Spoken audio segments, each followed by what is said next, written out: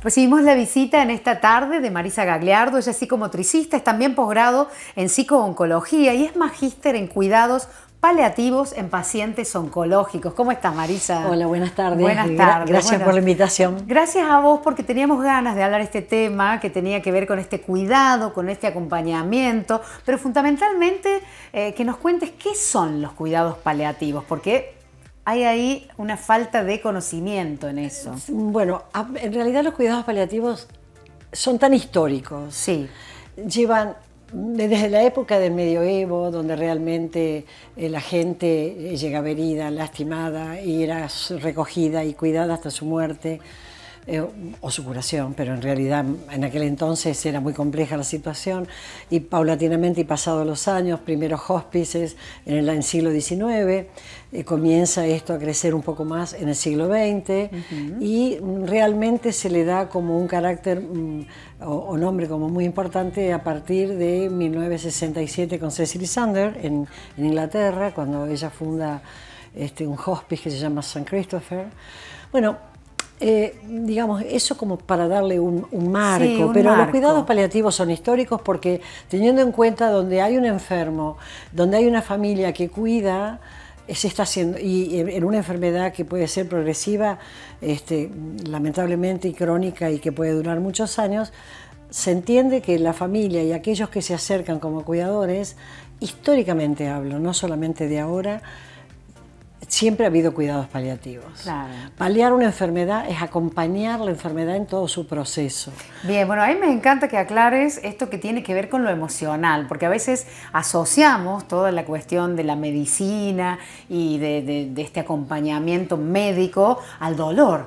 Y no lo asociamos tanto a lo otro que le pasa a la persona, que tiene que ver con lo interior, claro, lo que va por dentro. Es que en realidad hay enfermedades muy duras, muy duras, más duras incluso que el cáncer.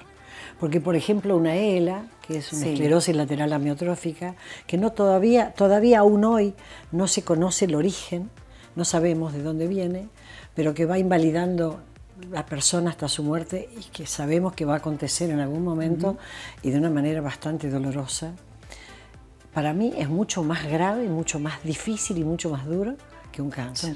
El cáncer, hoy por hoy, por suerte, que es donde el ámbito en el que me muevo, más que nada, el cáncer hoy por hoy, tomado a tiempo, es una enfermedad curable. Claro, por eso hablaste de acompañar también hasta la curación, no necesariamente no necesariamente. Paliativo es hasta la muerte. Por eso en cuidados paliativos hablamos de los cuidados continuos. Que decimos continuos, ¿por qué? Porque cuando la enfermedad empieza, los cuidados paliativos ocupan un lugar chiquitito así en relación al equipo, porque lo que hace simplemente depende de quién del equipo, ¿no? El médico como cabeza, por supuesto, pero bueno, ya empiezan a intervenir según la patología, como, qué sé yo, el acompañante, el psicooncólogo o el psicólogo, depende de la enfermedad.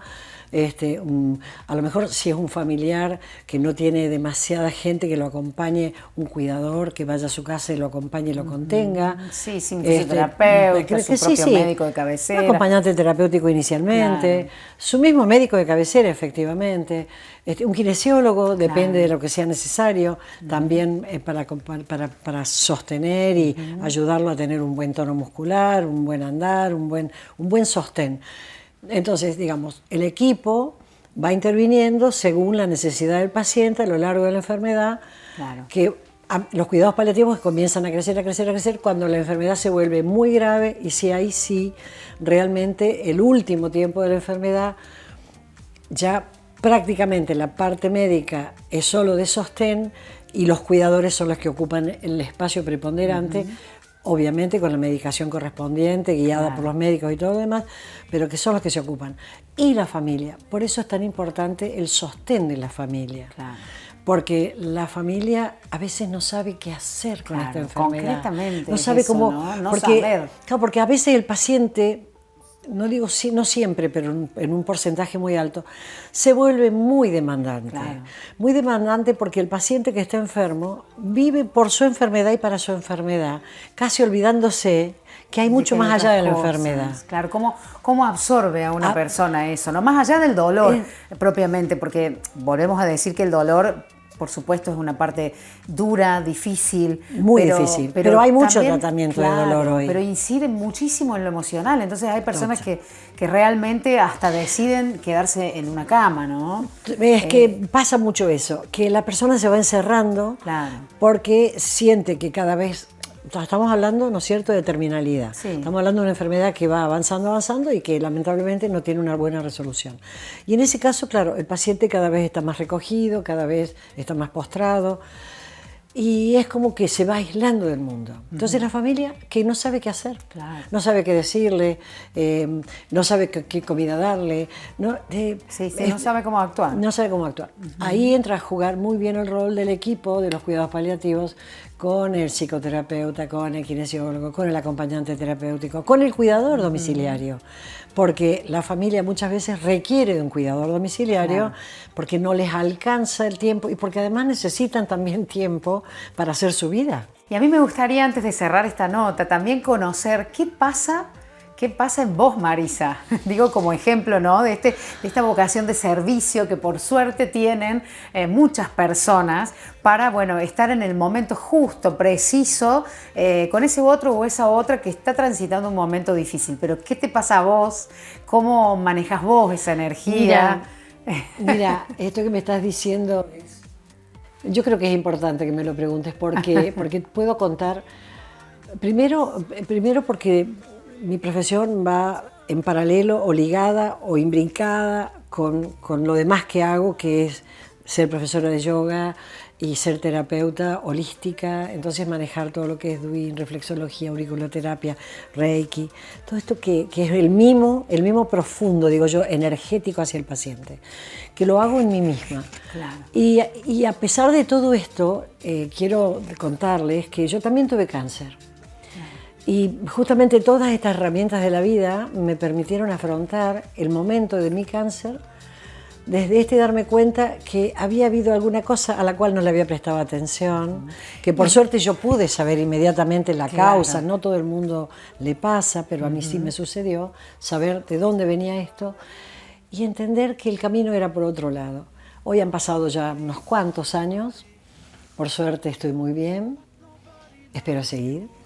Pero mientras tanto, hoy estoy muy bien y es lo que me importa, con todo el apoyo que tuve en su momento de mis hijos, mi familia, y la alegría de poder entender desde adentro, miren lo que les digo, haber tenido cáncer y haber pasado por el tratamiento que significó la cirugía, los rayos, todo lo demás, me permite también entender por dónde pasa el paciente que está transitando la enfermedad. Ahí sí, realmente. Entonces, que más que empatizar. Ya no solo tengo la herramienta teórica y práctica del conocimiento, de actuar en el consultorio, sino que les puedo decir, bueno, pero mira, pasa esto, pasa aquello, cuando hacen los rayos lo otro. Claro, con conocimiento de causa. Con conocimiento de causa, tal cual. Bien. Entonces eso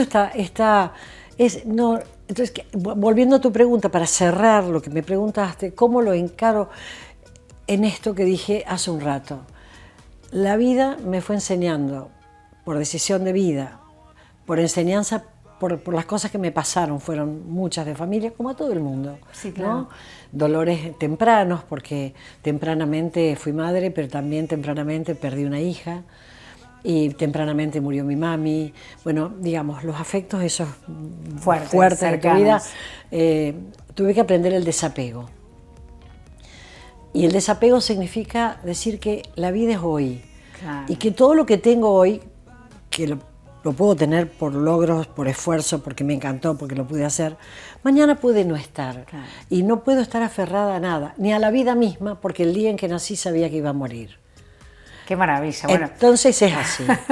La verdad que es un placer escucharla, Marisa. Creo que son lecciones de vida que necesitamos para en algún momento, que no sea una enfermedad terminal, ni mucho menos, convertirnos en nuestros propios cuidadores Maestros.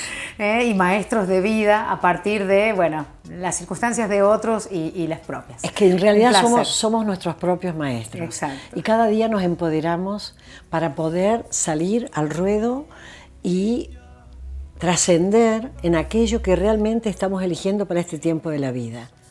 Qué Hoy hermoso. elijo esto y hoy quiero vivir así. Hermoso. Aquí y ahora, de esta forma, cerramos ahora, esta nota tal con cual. Marisa. Un placer y hasta Muchas muy gracias. pronto, porque es un tema para continuar hablando. Es largo, pero es súper interesante y necesario. Muchas gracias, Marisa. Muchas gracias por a la vos. invitación.